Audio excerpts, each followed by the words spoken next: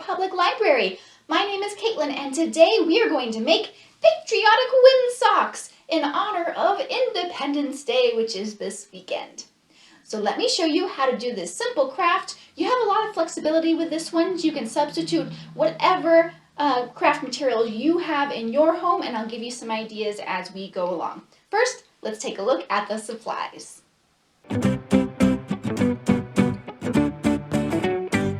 Alright, so for this craft you have a lot of flexibility.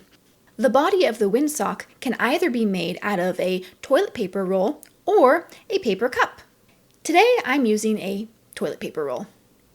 You'll need to decorate the toilet paper roll either with colorful tape or markers or crayons. It's your choice. For the streamers, you can use thin strips of tissue paper like I did here, or crepe paper if you have it. Ribbon would be another great option. You'll need some scissors and some tape, plus some string. To thread the string through the top of your windsock, you're going to need something to punch a hole in the tube. The best thing to use would be a single hole punch. That makes it really easy.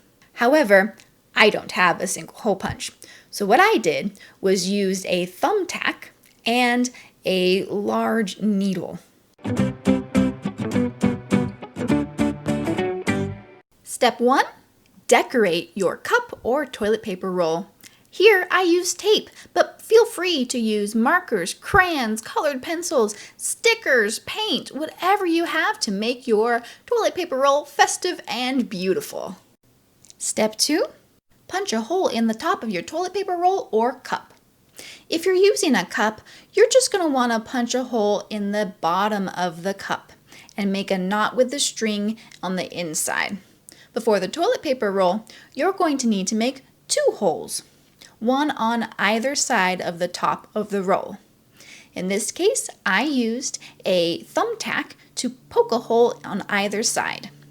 I wiggled it around a little bit to make the hole larger. Then, I used a large needle to make the hole a little bigger. In step 3, we're going to attach our string to the top of our windsock. If you used a hole punch, this is going to be very simple since the hole is fairly large and you'll be able to thread your string or yarn through it with ease. Since my hole is smaller, a needle is going to be very useful. A grown-up may have to do this part, so keep that in mind. Here, I threaded some string through a large needle and then poked the needle through both holes at the top of the windsock. Once the string was through, I was able to knot the string at the top, then cut off any excess thread. You shouldn't need more than a foot or so of string or yarn for the top of your windsock. You basically just need enough to attach it to the windsock and then make a loop at the top so that you can hang your windsock from a hook or tree branch outside. Step 4 is simple. Use some tape to attach your streamers to the inside of your windsock. The strips of tissue paper I'm using are fairly thin, so I'm putting 2 on every piece of tape. Use enough streamers to go all the way around your windsock. The more streamers there are, the prettier it will look, blowing in the wind.